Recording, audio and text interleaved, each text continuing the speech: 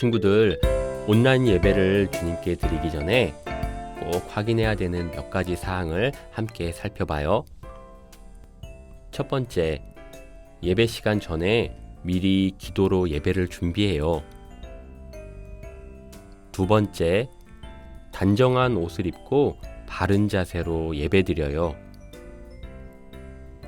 세 번째, 찬양을 열심히 따라하고 헌금은 미리 준비해 주세요.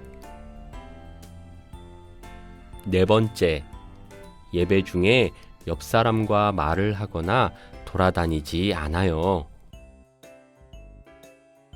어린이 여러분, 예배를 통해 하나님의 말씀으로 세상에서 정의롭게 살아가기를 다짐하며 예배합니다. 사도신경으로 신앙 고백하겠습니다. 나는 전능하신 아버지 하나님, 천지의 창조주를 믿습니다. 나는 그의 유일하신 아들, 우리 주 예수 그리스도를 믿습니다. 그는 성령으로 잉태되어 동정녀 마리아에게서 나시고 본디오 빌라도에게 고난을 받아 십자가에 못 박혀 죽으시고 장사된 지 사흘 만에 죽은 자 가운데서 다시 살아나셨으며 하늘에 오르시어 전능하신 아버지 하나님 우편에 앉아 계시다가 거기로부터 살아있는 자와 죽은 자를 심판하러 오십니다. 나는 성령을 믿으며 거룩한 공교회와 성도의 교제와 죄를 용서받는 것과 몸의 부활과 영생을 믿습니다. 아멘.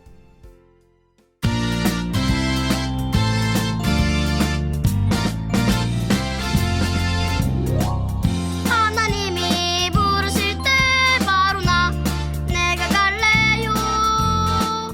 아파하는 이웃을 위해 나 내가 갈래요. 힘들어도 어려워도 바로 나 내가 갈래요. 주님 말씀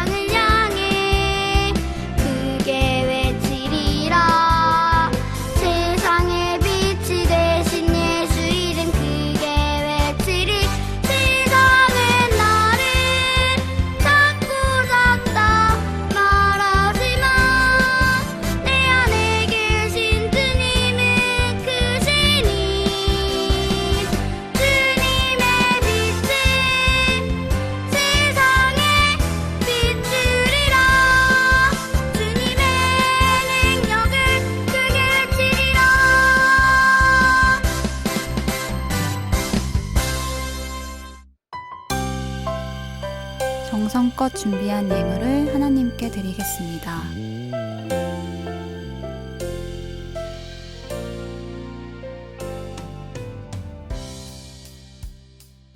공동기도문으로 기도하겠습니다. 하나님, 저희를 하나님께 예배하며 말씀으로 새롭게 되는 자리에 모이게 하셔서 감사합니다. 하나님, 이 시간 세상에 살면서 정의롭게 행하지 못했던 일을 회개합니다.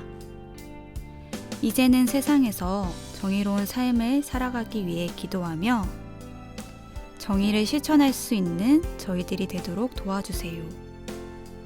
또한 말씀으로 정의로운 삶을 실천하여 세상을 이끌 수 있는 저희들이 되도록 인도해 주세요. 예수님의 이름으로 기도합니다. 아멘. 친구들 반가워요. 함께 성경 말씀으로 떠나볼까요? 하나님의 말씀은 살아있어요. 네, 오늘의 본문 말씀은 히브리서 4장 12절 말씀입니다. 우리 다 함께 한 목소리로 읽어볼까요? 하나님의 말씀은 살아있고 활력이 있어 좌우의 날선 어떤 검보다도 예리하여 혼과 영과 및 관절과 골수를 찔러 쪼개기까지 하며 또 마음의 생각과 뜻을 판단하나니. 히브리서 4장 12절 말씀. 아멘. 하나님의 말씀은 살아있어요. 예배하는 어린이는 말씀을 들어요. 지난주 우리는 하나님의 뜻대로 예배해야 한다고 배웠어요. 오늘은 하나님의 뜻이 쓰여 있는 이 성경책 속 말씀에 대해 함께 나누어요. 성경 말씀은 교과서처럼 문자로 적혀 있지만 학교에서 시험을 보기 위해 외우고 공부해야 하는 것과는 분명히 다르고 말씀 안엔 엄청난 비밀이 있어요. 그럼 성경 속으로 들어가 볼까요? 말씀이 곧 하나님이에요. 여러분, 우리가 하나님의 뜻을 알기 위해서는 성경에 기록된 말씀을 열심히 읽어야 해요. 예배를 통해 들어야 해요. 이 성경책 속에는 약속의 말씀이 들어있어요. 생명의 말씀이 들어있어요. 능력의 말씀이 들어있어요. 그리고 이 말씀이 곧 하나님이에요. 하나님께서 태초부터 계셨듯이 이 말씀도 태초부터 있었어요. 우리 요한복음 1장 1절을 함께 소리내어 읽어볼까요? 태초에 말씀이 계시니라. 이 말씀이 하나님과 함께 계셨으니 이 말씀은 곧 하나님이시니라. 말씀이 곧 하나님이에요. 그리고 처음부터 말씀은 하나님과 하나 되어 있었어요. 하나님께서 이 세상을 만드실 때 어떤 방법으로 만드셨지요? 말씀으로 만드셨어요. 하나님이 이르시되 빛이 있으라 하시니 빛이 있었고, 창세기의 말씀과 같이 하나님은 이 세상을 말씀으로 창조하셨답니다. 말씀은 우리에게 꼭 필요해요. 하나님께서 아담에게 생기를 불어넣어 생명을 주셨듯이 우리에게도 생명을 주셨어요. 그 생명이 바로 예수님이에요. 예수님을 모르는 것은 생기가 없는 흙 인형처럼 우리의 영혼이 죽음의 길로 향하고 있는 것과 같아요. 그러나 말씀을 통해 예수님을 만나고 하나님의 아들이시자 구세주이신 예수님을 믿음으로 생명을 얻은 것이지요. 예수님께서 본격적으로 사역을 하시기 전 성령에 이끌려 광야로 가셔서 40일을 밤낮으로 금식하시고 계셨어요. 그때 허기가 진 예수님 앞에 마귀가 나타나 돌멩이를 가리키며 유혹하였어요. 네가 만약 하나님의 아들이라면 이 돌들을 떡이 되게 하여 먹으면 되지 않겠느냐? 그러자 예수님께서 말씀하셨어요. 사람이 떡으로만 사는 것이 아니다. 하나님의 입으로부터 나오는 모든 말씀으로 살 것이다. 여러분, 생명을 얻고 구원을 받았다면 천국 가는 날까지 생명을 유지하기 위해 먹어야 하는 양식이 있어요. 그 양식이 바로 말씀이에요. 말씀은 믿음의 양식이에요. 말씀을 먹어야 믿음이 쑥쑥 자랄 수 있어요. 말씀은 우리가 갈팡질팡하지 않고 하나님의 뜻을 따라 살 수 있는 방향과 기준이 돼요. 또 말씀은 캄캄한 길에 우리의 발을 비춰주는 등불이에요. 또 말씀은 거울이에요. 말씀의 거울을 통해 그동안은 모르고 있었던 나의 잘못과 죄를 발견하게 되고 말씀을 통해 나의 신앙생활을 바르게 고칠 수 있어요. 말씀에는 능력이 있어요. 여러분, 말씀을 통해 하나님의 뜻을 알 수 있듯이 말씀을 통해 하나님의 능력을 경험할 수 있어요. 예수님께서 말씀을 통해 많은 능력을 보여주셨어요. 능력 있고 유명한 의사 선생님보다도 정확하게 우리를 진단해 주시고 치료도 해 주시지요. 우리 히브리서 4장 12절 말씀을 소리내서 같이 한번 읽어볼까요?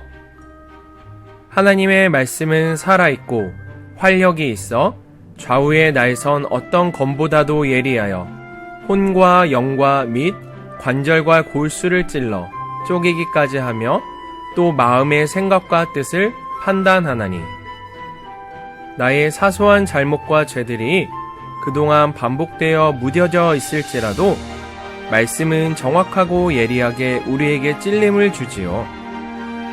남들은 모르는 나의 죄도 교만한 마음도 수술하여 제거해 주시고 바른 신앙인으로 고쳐주시지요. 죽은 말씀이 아니라 살아있고 정지된 것이 아니라 활력이 있는 것이 바로 하나님의 말씀이에요.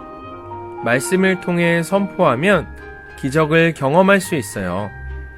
문제가 해결돼요. 병에서 나음을 입어요.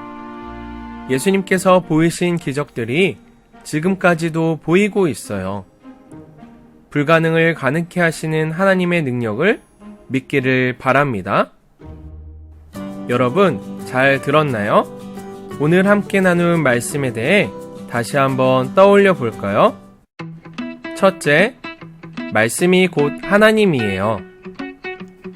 둘째, 말씀은 우리에게 꼭 필요해요. 셋째, 말씀에는 능력이 있어요. 네, 이 시간 우리에게 주신 말씀을 기억하며 함께 기도해 보도록 해요. 사랑의 하나님, 우리를 선택해 주시고 예배 받으시고자 이 자리에 불러주심에 감사합니다.